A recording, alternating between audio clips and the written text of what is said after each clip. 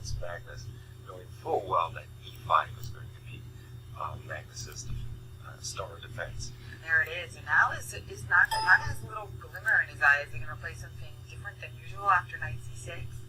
Well, this is the question. Is it going to be a Berlin?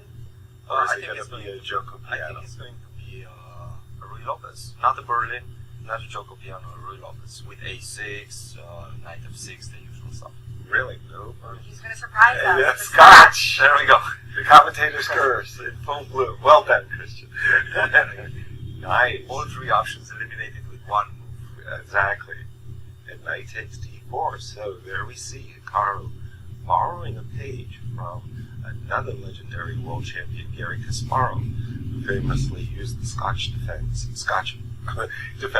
opening to defeat his rival Anatoly Karpov. And Now, we don't see bishop c5, which is considered to be a bit more tame, a bit more solid. We see knight f6 now. Probably knight c6 is going to come on the board. Right. Knight c6, b takes c6, and now there's this interesting new move, playing queen e2 before e5.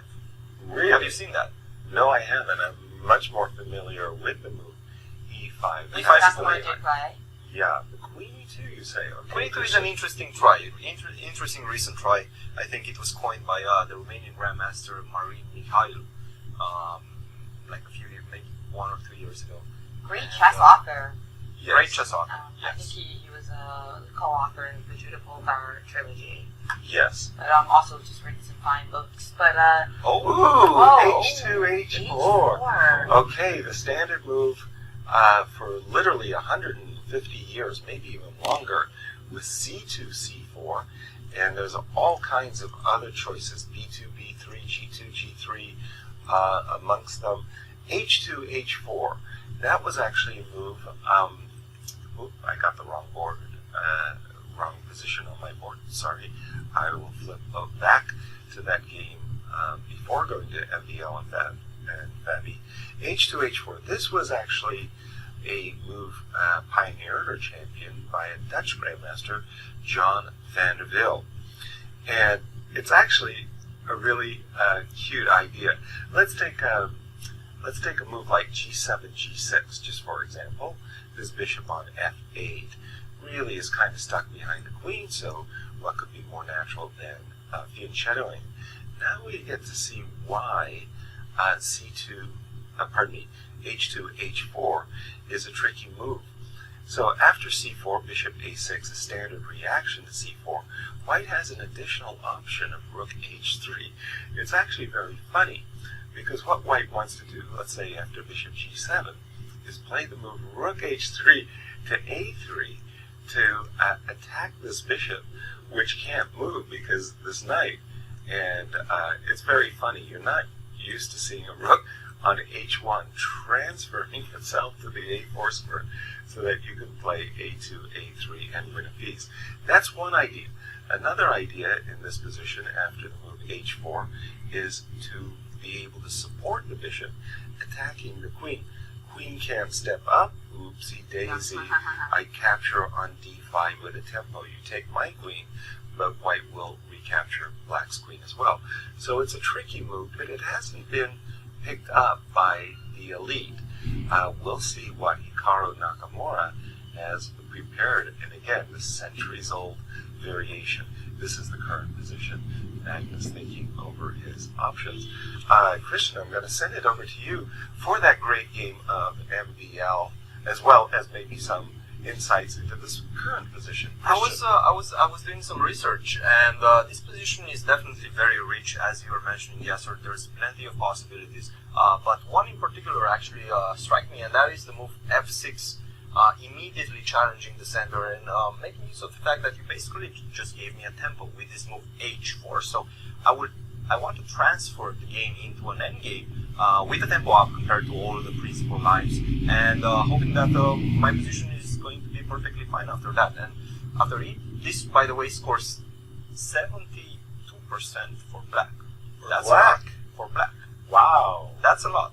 That's a lot. Yeah. So after e takes f6, queen takes e2, we go into a very interesting endgame. Another move that you didn't mention, I think, but the idea behind it is to cover this bishop on a6 and combat this idea of rook h3, rook a3, is this move a5. We're going to prepare the move bishop a6, and with the pawn on a5, this rook a3 is not going to be as potent as in the lines you were mentioning, Yasser. So a lot of options available, but it seems like Nakamura definitely surprised Magnus, because he's in the tank, he's thinking, he's pondering his options, and he will have to make a decision. f6, let's not forget about it, the tournament situation, he wants to win a game. f6, you're challenging the center, exchanging queens, and probably suffering in an endgame, because Nakamura is definitely prepared against f6, is not necessarily the path Magnus might want to follow. So I'm definitely looking forward to see what he's going to do next move. It's a very, very critical point in the game. Thank you, Christian. And one of the virtues, if you will, of the Scotch is many imbalances, thanks already to the doubled C pawns, majorities in the center, majorities on the queen side, the split pawns on a7 and c7. But while Magnus is contemplating his options, let's switch over to the game between our game in this position.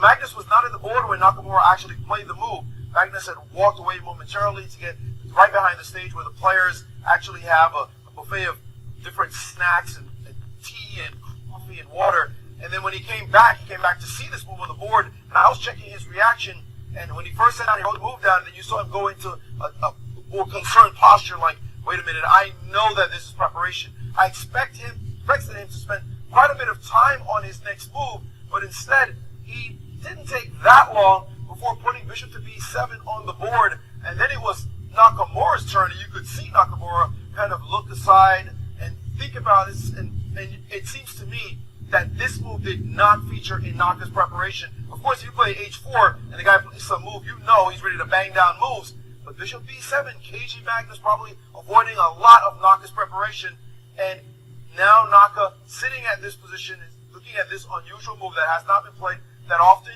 I believe I'm hearing that it's been only played 4 times before, but Naka is the one now on his back foot and wondering, did this guy really prepare this obscure line as well?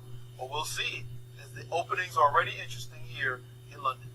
Thank you, Maurice. And indeed, the depth of opening preparation by the elite players is nothing short of extraordinary.